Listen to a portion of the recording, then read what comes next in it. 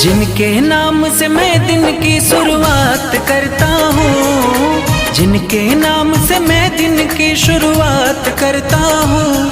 मैं राम भक्त हूँ, राम प्रभु की बात करता हूँ। मैं राम भक्त हूँ, राम प्रभु की बात करता हूँ। प्रभु के नाम की पूजा मैं दिन रात करता हूँ।